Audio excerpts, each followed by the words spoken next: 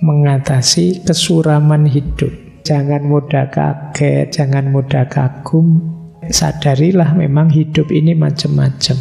Kadang senang, kadang susah. Ada orang baik, ada orang buruk. Tidak usah kaget. Ketika kamu kaget, pikiranmu tidak jernih. Jangan terlalu mudah kagum. Wah, kemarin kamu puji-puji setinggi langit. Sekarang kamu kritik habis-habisan. Kenapa kok bisa begitu? Karena kemarin kamu terlalu kagum.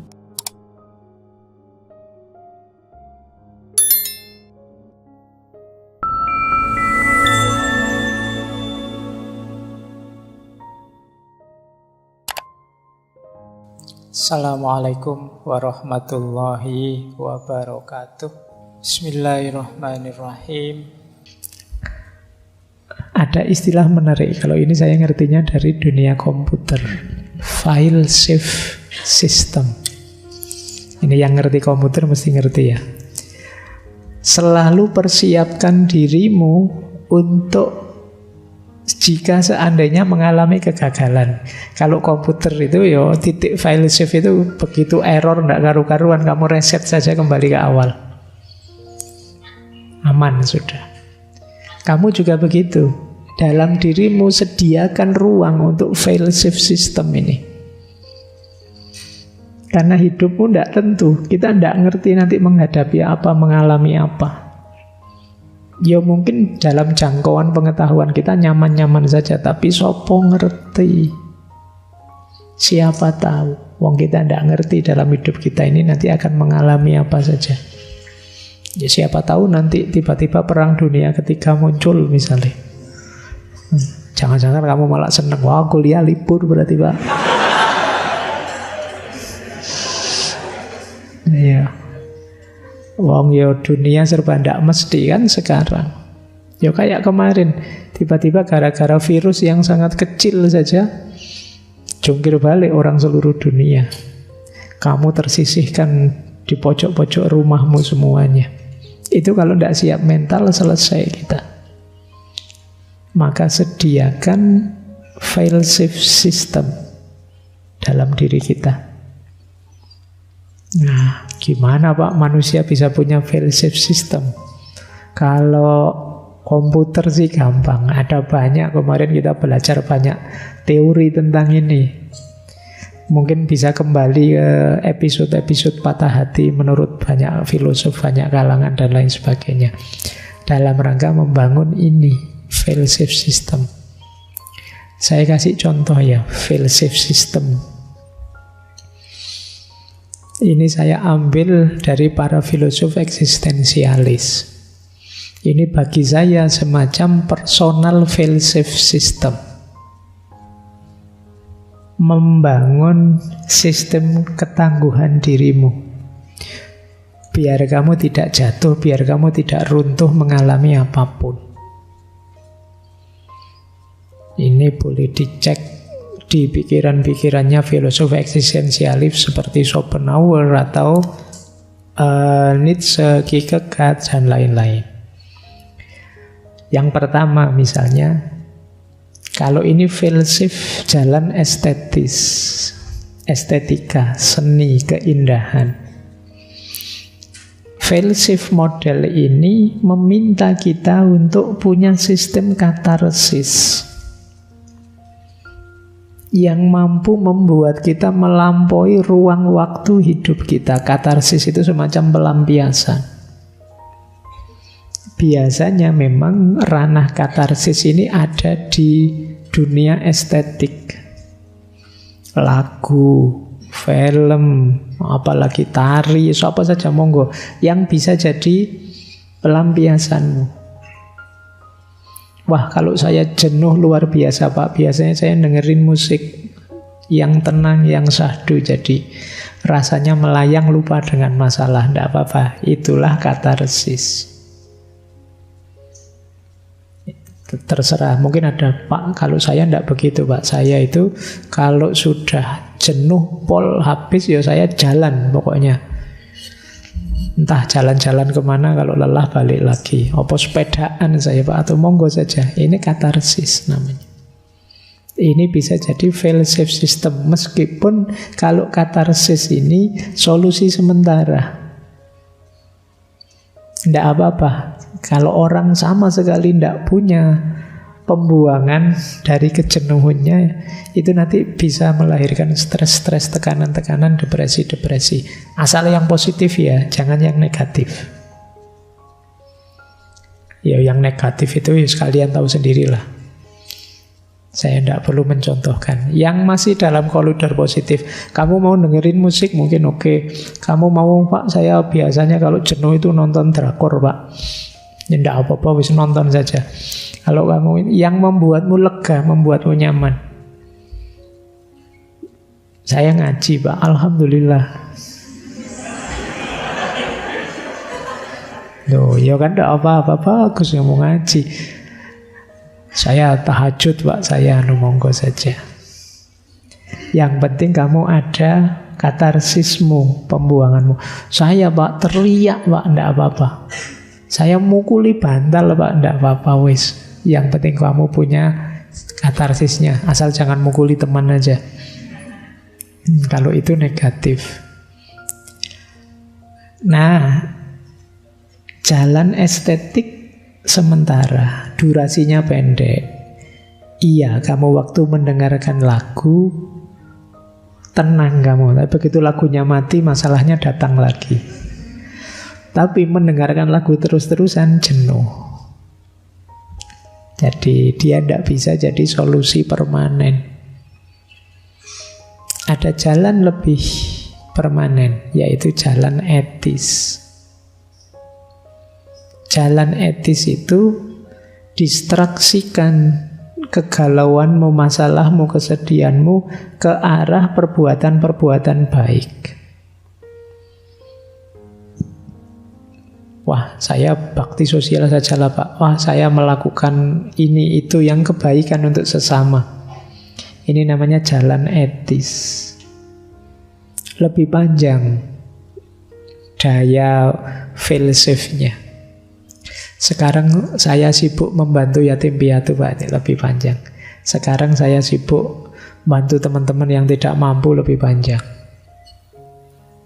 Jadi boleh kamu sibukkan dirimu dalam kebaikan, apapun jenis kebaikannya. Ini namanya jalan etis. Tidak sekedar mencari katarsis, tapi juga katarsis yang membawa manfaat, maslahat untuk sesama. Ini namanya jalan etis. Ada yang ketiga, jalan asketis. Jalan asketis itu jalan spiritual sebenarnya orang menyebutnya, tapi maksudnya kamu agak menjauh sebentar dari keramaian. Yang bikin kamu suntuk luar biasa itu keterikatanmu, kemelekatanmu dalam keseharianmu. Tarik diri sebentar. Istirahatkan pikiran, hatimu, kesibukanmu sehari-hari. Ini jalan asketik.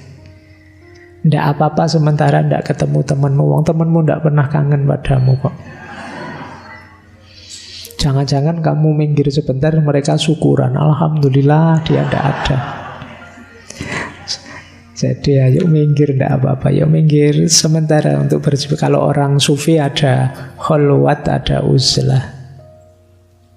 Dalam rangka pembersihan. Nanti kalau sudah tangguh, sudah kuat, tidak mudah terpengaruh, kembali lagi. Jalan asketik lebih permanen. Jadi karena nanti kita jadi tangguh mental batin kita. Ayo ya, kamu bangun sendiri. Saya tidak tahu kamu mampunya di level mana membangun fail-safe system ini. Tapi semoga kalian bisa di salah satunya ada. Jangan sama sekali tidak punya. Biar kamu tidak kesulitan nanti kalau ada masalah. Biar kamu tidak sama sekali drop jatuh. Ya syukur-syukur kamu bisa kayak ceramah dulu kalau ngaji yang dulu, kembali pada Allah, sadar untuk lebih baik gitu ya. Kayak gitu alhamdulillah kalau bisa. Tapi kan saya tahu levelmu. Kalau dipaksa terlalu tinggi malah tidak jalan. Kamu cari sendiri ya paling tidak katarsis dari estetik, etis maupun asketik. Baik, jadi ini berhubungan dengan hidup yang serba negatif tadi loh. Hidup yang kita banyak sekali ketemu kemalangan-kemalangan hidup. Oke, kita lanjutkan. Sekarang kita cari pendalaman-pendalaman solutif menghadapi kesulitan hidup. Saya awali dari sini. Kepahitan-kepahitan seperti diuraikan oleh Murphy's Law tadi ya, tidak mustahil akan kita alami, bahkan lebih dahsyat dari sekedar itu. Kita perlu kesiapan mental. Jangan sampai karena hal-hal yang tadi kita sebut receh itu, kita benar-benar drop. Apalagi untuk hal-hal kesulitan besar. Kadang-kadang kan sepele sih, tapi kita stresnya luar biasa. Sekedar laptop hang atau error saja kadang-kadang kita jengkelnya luar biasa. Apalagi listrik mati juga, apalagi sinyal error juga. Wah itu kalau tiap hari begitu kan depresi akhirnya kalian. Baik, ini saya awali dari sini ya. Secara psikologis, mari kita yakini, mari kita mindset. Ini kalau teman-teman ingat kemarin Martin Seligman ya. Mari kita ingat-ingat dalam diri kita, kemalangan apapun yang kita alami, kesulitan hidup apapun yang kita alami, yang pertama ayo kita yakini bahwa itu sementara. Tidak ada yang permanen. Tidak mungkin orang hidup itu susah terus tidak ada senangnya, atau senang terus tidak ada susahnya. Tapi saya merasakan begitu ya Pak, susah terus hidup saya. Kalau begitu itu mindset, cara berpikirmu. Karena kamu mindsetmu negatif, yang kamu lihat dalam hidupmu yang negatif terus. Bahkan positif pun kamu lihat negatifnya. Waktunya senyum hura-hura, wong wisuda, waktunya syukuran malah kamu sumpek sendirian. Nah itu kamu salah mindset. Mari kita yakini bahkan seandainya memang itu kesulitan, setiap kesulitan ada durasinya. Tidak mungkin abadi. Pasti pada saatnya akan selesai. Wong sebelumnya kita juga punya banyak masalah dan sekarang selesai. Kita hidup sejak kecil itu kan dari masalah ke masalah dan kita bisa menaklukkannya. Mulai kita tidak bisa jalan, itu kan jalan kan jadi masalah. Terus kita latihan, capek, sakit, sampai nangis-nangis, akhirnya bisa jalan. Besar sedikit latihan naik sepeda, kita jatuh bangun, akhirnya bisa naik sepeda juga. Sekolah awalnya nangis-nangis, takut, lama-lama yo kerasan juga. Hidup kita itu dari masalah ke masalah, semakin kita bisa menaklukkan, kita tambah tangguh. Dan setiap masalah sementara. Yakini ini. Jadi kalau kalian mungkin hari ini sedang stres, sedang sedih, sedang susah, yakinlah bahwa masalahmu sementara. Sebagaimana dulu semua masalah yang lain yang sekarang sudah berlalu. Yang kedua, semua yang terjadi ini spesifik. Spesifik itu tidak holistik. Mungkin di dunia kerja kamu bermasalah, tapi di bidang kesehatan kamu hebat. Mungkin dalam aspek nilai ketika kamu kuliah, kamu jelek, tapi dalam aspek pertemanan kamu hebat, temanmu banyak. Nah itu menyadari bahwa semua masalah spesifik. Mungkin kamu tidak terlalu ganteng, tapi senyummu, semua lari kalau melihat. Yo, lari mendekat maksudnya kan. Jadi sadarilah bahwa spesifik kok masalah itu. Hidupmu tidak sepenuhnya tergantung di masalah itu. Bahkan seandainya masalah itu tidak selesai, bukan berarti kamu tidak layak hidup. Ada banyak bidang hidupmu yang lain yang luar biasa. Apapun itu. Jadi kamu sadari yang kedua ini, yang masalahmu spesifik, tidak holistik. Maka tidak ada satu kesulitan pun yang pantas membuatmu bilang, dunia saya hancur Pak, hidup saya habis. Enggak. Hanya satu bagian kecil seandainya ada yang memang benar-benar menurutmu gagal. Itu pun bisa ditutupi banyak hal yang lain. Dan cerita-cerita seperti ini kan banyak tokoh-tokoh besar yang awalnya Einstein yang tidak naik kelas lah dan macam-macam, itu kan banyak cerita-cerita seperti itu. Wah, saya bolak-balik putus stres Pak, saya mungkin tidak bakat punya pasangan. Ya tidak apa-apa, emangnya hidup hanya tentang pasangan. Ada banyak sisi hidup yang lain. Oke ya, itu yang kedua. Ini penting kesadaran ini. Yang ketiga, semua yang terjadi tidak personal. Tidak personal itu jangan sampai kita merasa aku saja yang susah kayak gini. Orang lain juga banyak. Tidak usah khawatir. Tidak personal itu mungkin kalau bahasa kalian, jangan baper, jangan GR. Bukan hanya kamu yang susah, yang lain juga susah. Masing-masing orang punya masalahnya sendiri-sendiri. Jangan dianggap kamu saja yang susah. Kadang-kadang kan kita jadi sensi karena merasa aku saja yang susah selama ini. Dosa apa aku sama Allah kok aku dikasih gini terus. Lu yang selain kamu juga banyak dengan ujiannya masing-masing. Jangan dianggap personal. Allah kok ngincer aku terus tuh yo, aku tuh.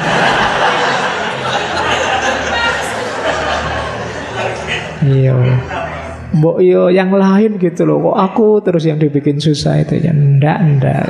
Kamu jangan kegeeran. Jadi yo jangan dianggap personal lah.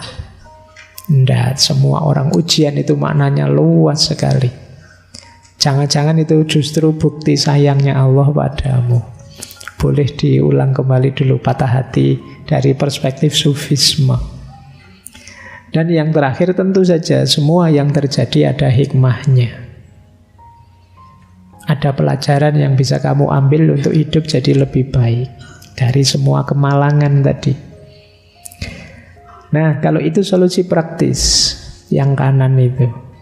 Yang pertama apa? Tenang, turunkan tensi, ambil nafas dalam-dalam. Meditasi boleh untuk menenangkanmu. Kalau sulit, talk to someone, have a deep meaningful conversation. Cari teman untuk saling curhat, berbagi. Itu gunanya punya sahabat. Jadi temennya juga begitu, latihan jadi pendengar yang baik. Jangan latihan jadi ustadz, dikit-dikit ceramah, sebel temenmu nanti. Temenmu baru curhat apa, kamu sudah ceramah, waduh haram kayak gitu, qala Allah Ta'ala was. Nggak jadi curhat temenmu, dia tambah stres. Kamu tambah ngancam neraka kayak gitu, itu neraka. Tambah depresi dia. Oke ya, cari teman yang enak diajak curhat. Jadilah kalian teman yang enak dicurhati. Kalau bisa, kalau memang sulit, lakukan sesuatu yang bisa mendistraksi pikiranmu biar tidak stuck di situ terus. Mikir-mikir apa lah, mau mikir-mikir perang Israel Palestina, mau mikir apa, mikir yang sana-sana yang biar kamu lupa sama. Ngajak diskusi-diskusi apa temanmu yang biar kamu tidak stuck di masalahmu terus.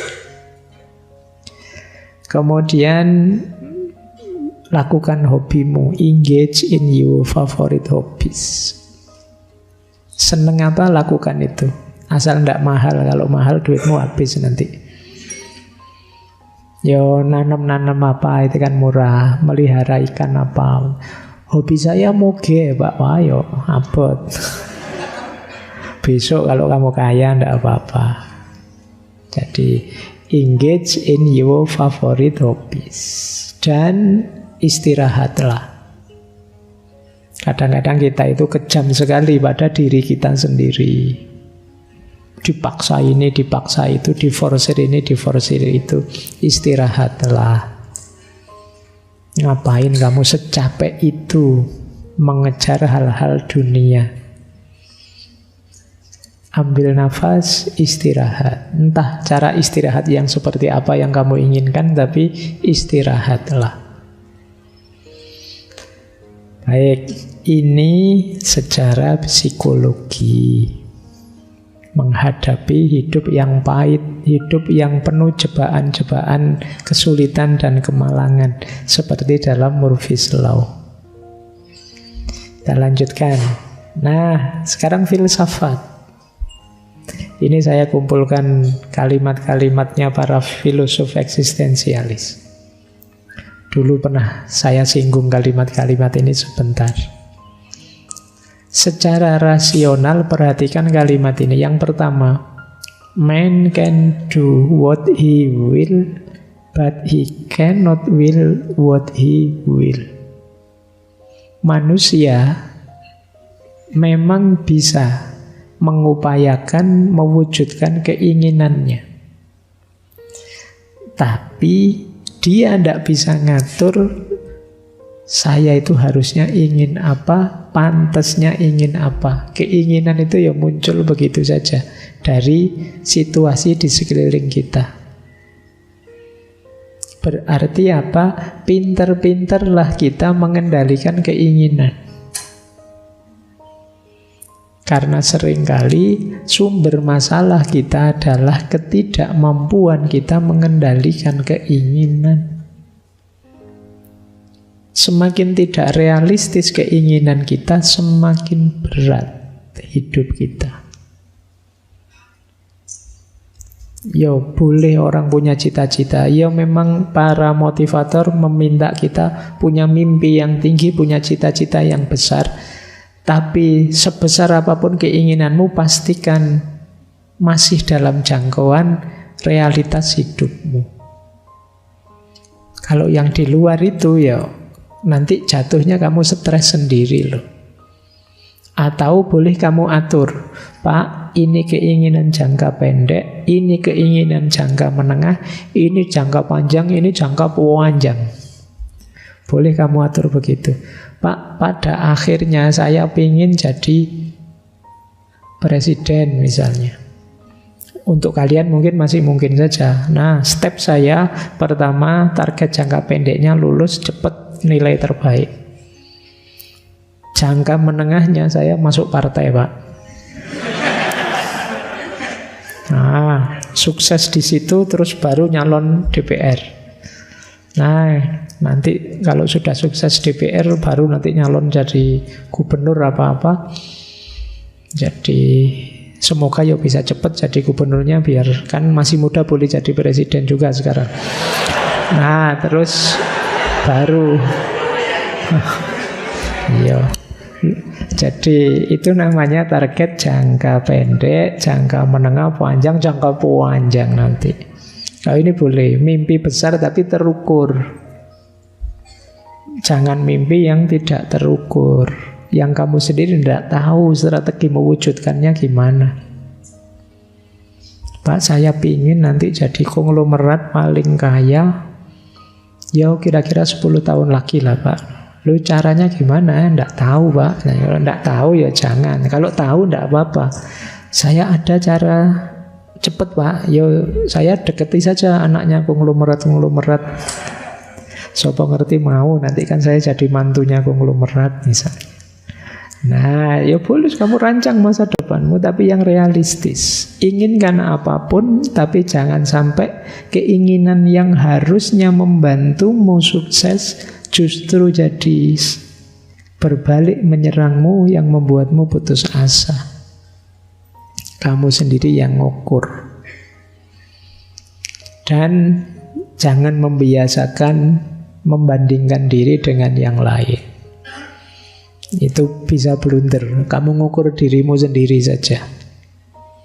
Karena kadang-kadang membandingkan secara positif maupun negatif itu bisa blunder. Membandingkan secara positif itu, wow, teman saya kan bisa begitu, kok sukses begitu. Iya, tapi kalau di kamu bisa saja enggak. Kamu sama dia dunianya beda. Atau secara negatif, alah Pak, teman saya itu tiap hari rebahan saja, yo akhirnya sukses. Ya temanmu nasibnya baik, kamu enggak jamin. Gitu loh. Maka yuk yang realistis saja. Itu yang pertama. Jadi ya kita memang bisa mengupayakan keinginan, tapi yang lebih penting mengontrol keinginan kita. Yang kedua, kata para filosof eksistensialis, mostly it is loss. Yang banyak memberikan pelajaran berharga pada kita sebenarnya adalah kegagalan, kekalahan. Itu pelajarannya besar. Kalau kemenangan tidak. Kesuksesan biasa saja pelajarannya. Ya cuma pelajaran sukses gitu aja, menikmati kesuksesan. Tapi kegagalan itu banyak pelajaran yang kamu ambil. Tanding kok kalah, itu kan begitu dievaluasi. Oh ya, saya kurang ini, kurang itu. Besok memperbaiki ini, memperbaiki itu. Tapi kalau menang kan selesai, tinggal syukuran. Jadi aktivitas refleksi muhasabahnya jadi dianggap tidak terlalu penting. Wong sudah sukses.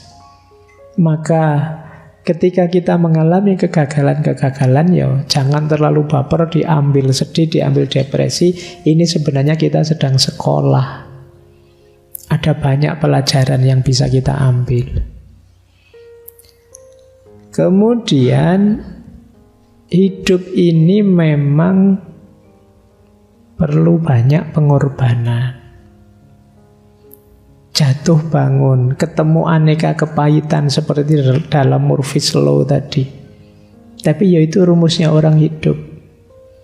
Kalau kita tidak berkorban, kalau kita seperti kemarin wani ngalah, kalau kita tidak berani untuk mengorbankan ini itu, ya kita akan sulit meraih ini itu juga.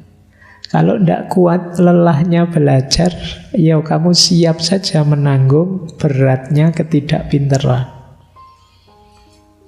Ya memang belajar itu tidak enak. Ya memang melakukan hal-hal baik itu tidak enak. Sedekah itu tidak enak dan lain sebagainya. Tapi ada tujuan lebih besar. Ada nilai lebih besar dari situ yang bisa kamu perjuangkan.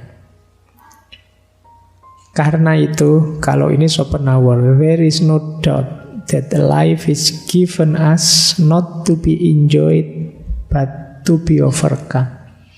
Maka tidak diragukan lagi.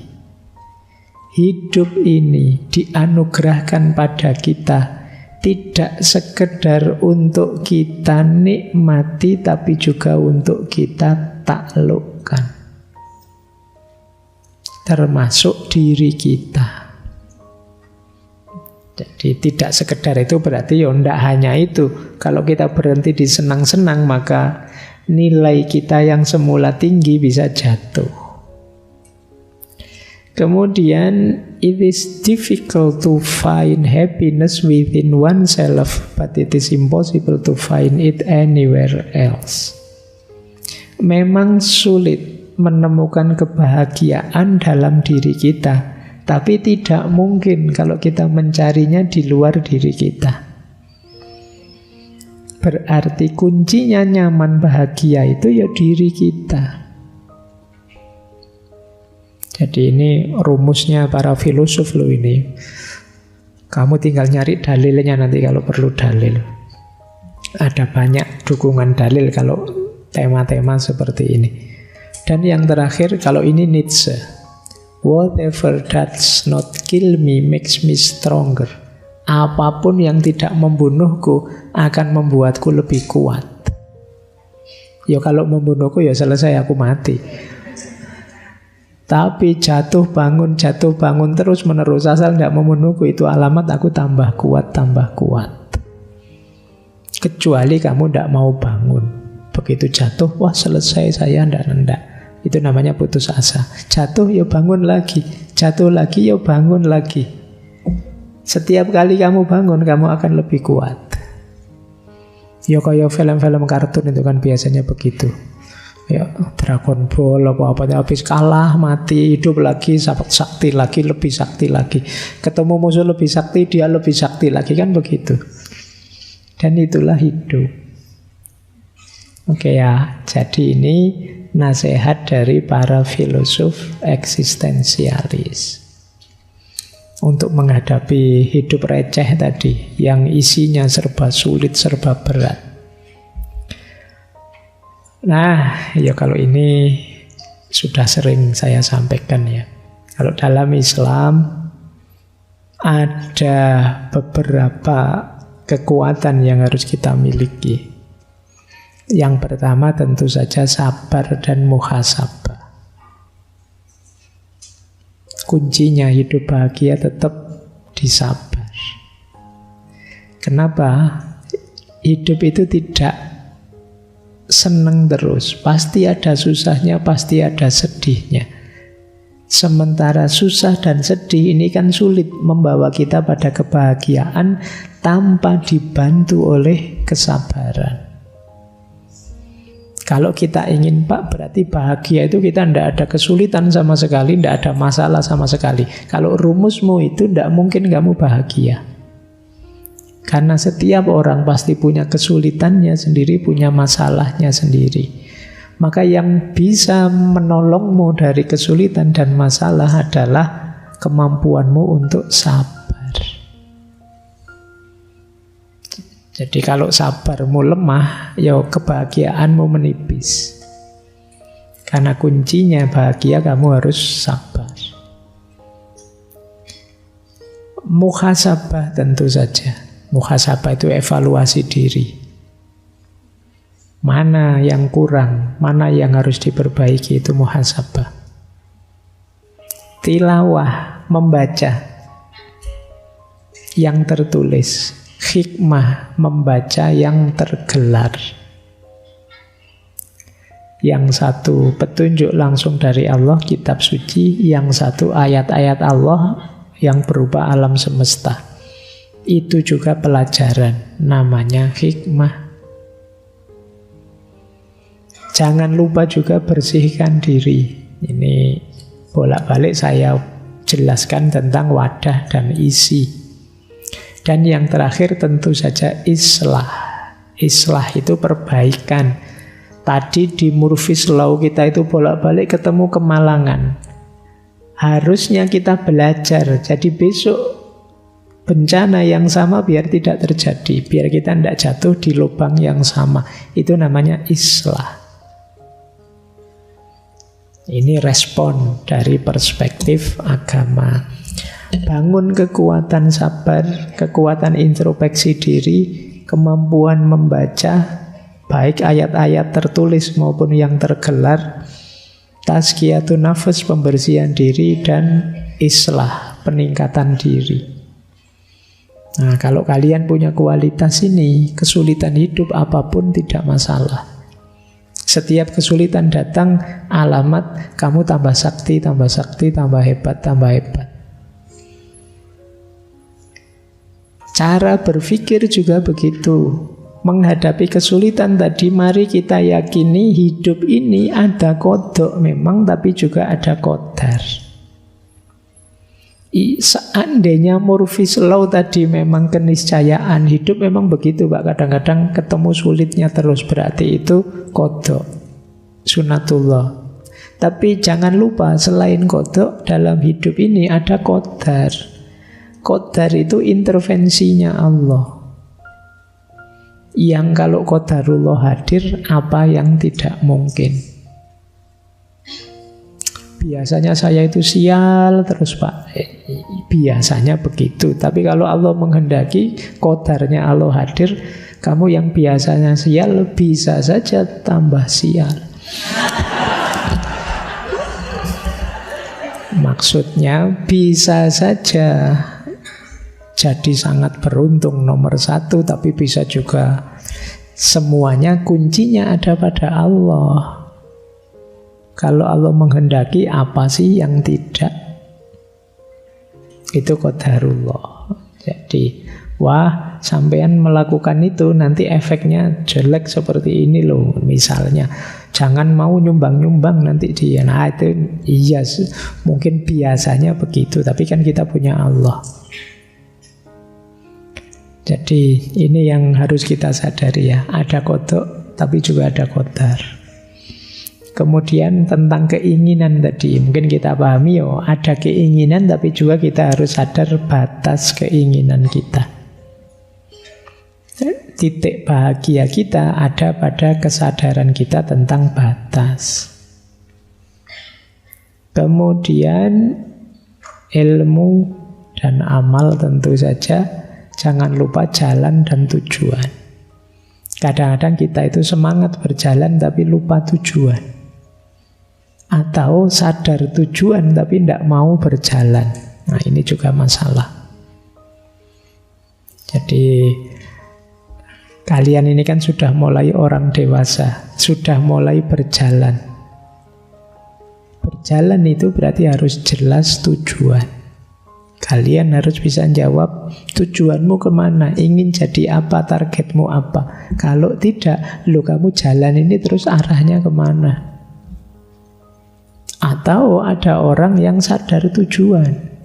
Saya Pak ingin ini, ingin itu, target saya ini loh. Pada akhirnya lebih dekat dengan Allah dan lain sebagainya. Lah terus yang sudah kamu lakukan apa? Belum Pak. Nah itu berarti kamu tidak berjalan. Iya berjalan, iya jelas tujuannya. Ini penting. Ini menguatkan kita. Karena orang yang jelas tujuan dan siap berjalan, mengalami apapun tidak akan bergeming. Sepahit apapun hidup, ya tetap akan berjalan. Ini mindset dari perspektif Islam. Terakhir, karena selalu terbawa yang Jawa, ini perspektif Jawa. Mengatasi kesuraman hidup. Saya awali dari yang kiri ya. Itu yang ojo-ojo, itu yang kiri. Menghadapi murfis law, menghadapi hidup yang sering pahit, sering menyakitkan. Di Jawa ada prinsip ojo kagetan, ojo gumunan, ojo getunan, ojo aleman. Ini perlu diterjemah enggak? yang bukan Jawa banyak ya. Ojo kagetan itu jangan mudah kaget. Ojo gumunan itu jangan mudah kagum. Ojo getunan itu jangan mudah menyesal. Ojo aleman, jangan manja.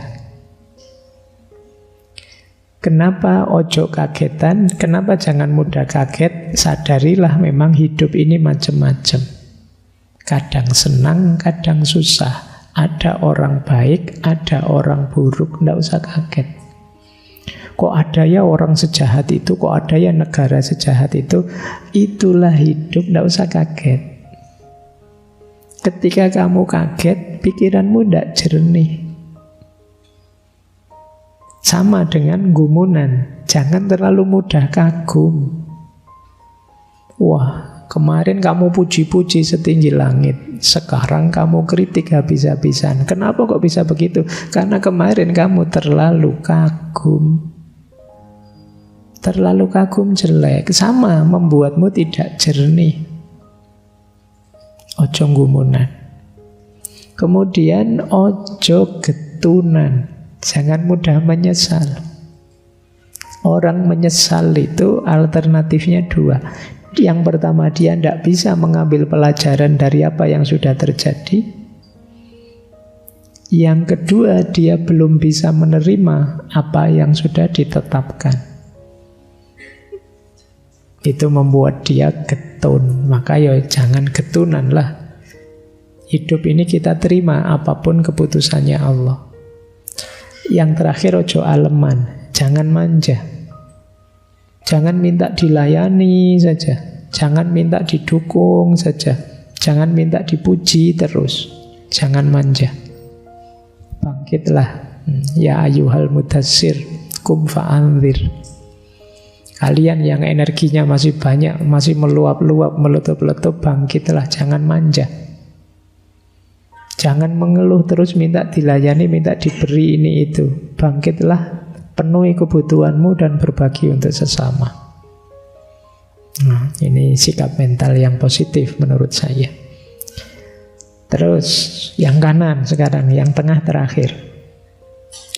Ada lagi ojo yang lain. Ojo dumeh dan ojo keminter. Ojo dumeh itu jangan mentang-mentang. Cirinya orang sombong. Pak, saya kan ndak kaya, ndak ganteng, ndak hebat, mau dumeh apa-apa? Ayo, ndak mesti. Ada banyak orang yang bisa disombongkan, didumehkan. Misalnya mentang-mentang kamu sehat, sementara temanmu sakit, terus kamu pamer kamu bisa makan enak sak kapoke misalnya. Nah, itu namanya dumeh. Jangan mentang-mentang. Mentang-mentang kamu apa gitu, banyak. Bahkan ada orang, mentang-mentang kamu baik, terus kamu menyakiti yang lain. Mentang-mentang amalmu banyak, terus kamu, itu termasuk dumeh juga. Ojo dumeh, akan menyulitkanmu sendiri. Dan ojo keminter. Keminter itu sok tahu. Kalau ndak tahu, bilang saja ndak tahu. Keminter itu menyusahkan yang lain, juga menyusahkan dirimu. Jangan-jangan orang nganggep kamu pinter beneran. Itu repot beneran loh kamu. Nanti kamu ditanya-tanya, dimintai petunjuk dan lain sebagainya. Jadi jangan keminter. Kalau memang tidak tahu, jawab saya tidak tahu, mohon maaf. Dan itu tidak menjatuhkan namamu, tidak usah khawatir. Justru kamu jujur daripada kamu menyesatkan orang. Kalau belum terlalu yakin, ya tidak usah disampaikan. Dan dua yang terakhir dari yang kiri kanan, eling lan waspada. Sadar terus, waspada terus. Sadar itu, eling itu orientasi ke atas. Sadari hakikat dirimu, hubungannya dengan Tuhan, Tuhan yang selalu mengawasi dan lain sebagainya. Waspada, sadarilah kenyataan sekelilingmu, jangan sembrono. Semua yang terjadi, yang negatif-negatif dari Murphy's Law tadi, mungkin karena kita sembrono, tidak eling lan waspada. Terakhir, masih ada 3 keyword dari falsafah Jawa untuk kita hidup nyaman meskipun banyak kepahitan-kepahitan. Yang pertama tadah, yang kedua peradah, yang ketiga ora wegah. Tadah itu siap menerima apapun yang terjadi. Saya Pak, sedih ya siap, senang apalagi. Gagal saya siap Pak, sukses apalagi. Itu namanya tadah. Ini disaster management tadi. Kesiapanmu menghadapi termasuk yang pahit-pahit. Biar kamu bisa tadah, bisa mewadahi apapun anugerahnya Allah padamu, baik berupa kesuksesan maupun kegagalan. Kalau sudah tadah, kamu harus peradah. Peradah itu artinya repot. Kamu mau repot, makanya ada peribahasa anak polah bobo keperadah. Anak polah bobo keperadah itu anaknya yang banyak tingkah, bapaknya yang repot. Anaknya yang mukul gurunya, akhirnya bapaknya yang dipanggil-panggil ke sekolahan, dipanggil-panggil ke kantor polisi. Itu namanya anak polah bobo keperadah. Nah, peradah yang kedua ini maksudnya apa? Yo kalian harus mau repot, mau capek, siap berjuang. siap berikhtiar, berusaha. Itu namanya prada. Jangan nyari enaknya saja. Jadi biar hidupmu nyaman, ya harus mau prada. Yang terakhir, ora wegah. Ora wegah itu tidak males. Nah, kalau ini sudah puncak, kalau sudah sampai males ini. Ini penyakit yang paling sulit disembuhkan. Males. Disuruh baca sama dosennya, males Pak. Suruh bikin tugas, males Pak. Suruh ini itu, males Pak. Dan tidak ada obatnya. Seperti saya bilang, satu-satunya obat paling ampuh untuk males adalah jangan males. Tidak ada triknya sudah. Paksa dirimu untuk prada. Jangan wegah. Indonesia ini hebat. Potensinya luar biasa. Tapi banyak orang yang wegah. Dengan aneka alasan. Mungkin tidak cocok sama pemerintahannya. Mungkin tidak sesuai dengan orang-orangnya. Mungkin tidak cocok ini, tidak cocok itu. Akhirnya dia wegahan. Tidak mau turun tangan. Tidak mau ikut cawe-cawe, itu wegah. Maka prinsip ketiga, ora wegah. Jangan wegah. Jangan males. Nah, ini solusi Jawa ya. Saya tahu tidak gampang mewujudkan mental-mental solutif tadi, tapi kalian harus latihan pelan-pelan mewujudkannya. Karena ini hidupmu. Indonesia 20 tahun lagi di tanganmu sudah. Yang tua-tua sudah selesai semua, tinggal kalian. Orang menyebutnya apa? Generasi emas. Saya tidak tahu nanti benar nggak jadi era emasnya kita. Karena kuncinya ya tergantung di kalian. Kalau kalian masih lemah, masih tidak tada, tidak perada dan wegahan, masih kagetan, gumunan, masih mudah dibohongi orang, masih dumeh, masih sombong, dan lain sebagainya, ya sulit nanti kita menghadapi era yang kita bayangkan Indonesia emas. Ya kalau di Jogja tidak nunggu 2045, sekarang juga sudah banyak emasnya. Ya kan, ini mas-mas semua yang hadir malam hari ini. Baik, saya kira itu ya untuk Murphy's Law. Jadi memang ini hukum yang bagi banyak orang kok begitu sih bunyinya, iya. Tapi paling tidak Murphy's Law menyadarkan kita bahwa hidup ini tidak selalu dalam, kadang-kadang artifisial. Kadang-kadang banyak masalah-masalah receh, masalah-masalah kecil yang ternyata kalau kita tidak hati-hati membuat kita jenuh, putus asa, stres, depresi, dan lain sebagainya. Maka penting kita hidupkan tadi slide-slide terakhir tadi, bagaimana kita memantapkan kenyamanan hidup, menstabilkan hidup kita sehingga tidak terdistraksi oleh kesulitan-kesulitan hidup seperti yang digambarkan dalam Murphy's Law tadi.